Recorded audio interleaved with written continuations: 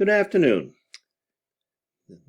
Here on a rainy afternoon, and I thought it'd be a good time to show you how to put threads in a nut, threads on a bolt, and actually mate them together so they actually work. First, let's go ahead and make some threads on the inside of our 1/2-inch nut.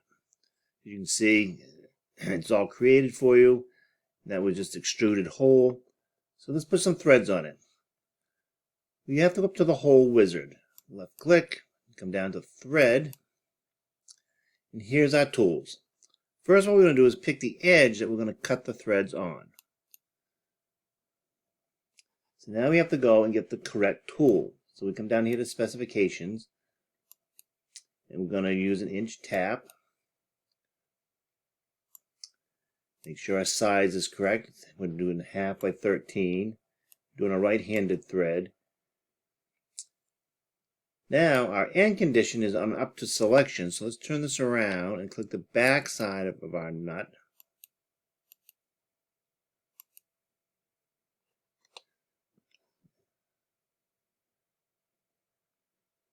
Yep, no, it's not working either. Let's try blind. There we go. We'll just put it on blind. All right.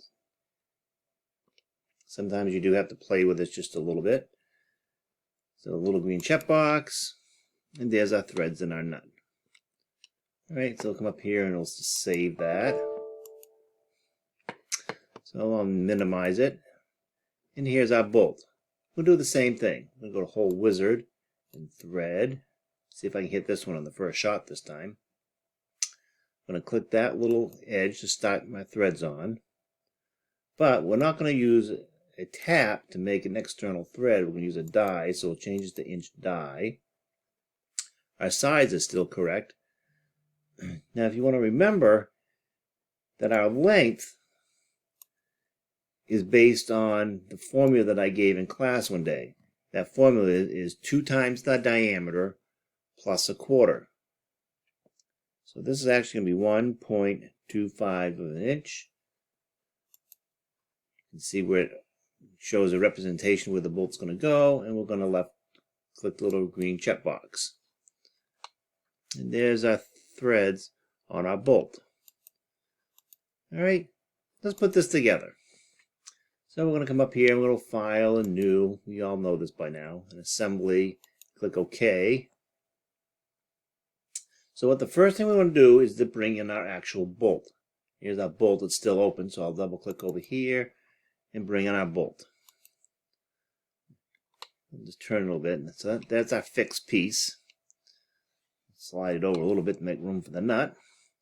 So now I'll go and insert component. We'll go grab our nut. We'll bring that in. Left click. And that's ready to go.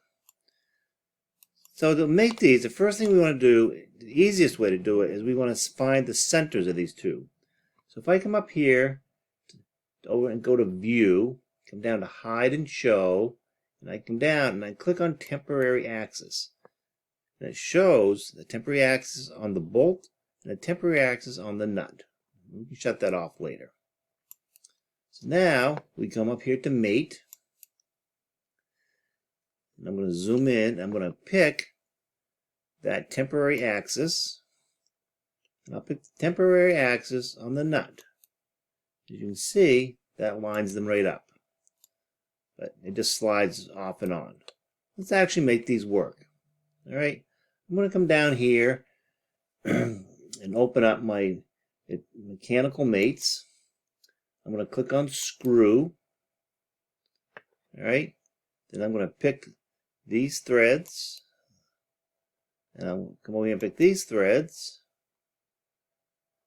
Then pick the bolt. Pick the bolty head again. Now, when I click the little green check box, this, as I turn it, will actually spin onto the bolt. Let's move back and forth. You can put in a distance mate so that it stops at a certain distance up into it. You can also go back. Let's get out of here for a minute. Green check box. Here's our screw. We'll right click on that and we'll edit that feature. You can come down here and you change. Right now we're on revolutions per inch, and we have 1 revolution makes it move a whole inch. You can adjust these to make it look, make it go as far as you want it to go. Apologize for my sore throat this afternoon. I have been playing in the rain. So let's close that out. Move it back down here. Again, I have it set for 1 revolution per 1 revolution makes it go 1 whole inch. It does create a representation that it's actually working. You can use this on a vise project. We have another project. It's a V block with a clamp, and we'll work on there. The only thing you want to remember is that this little app that's up here to create these bolts is not 100% accurate. It works really well for creating models, 3D printing,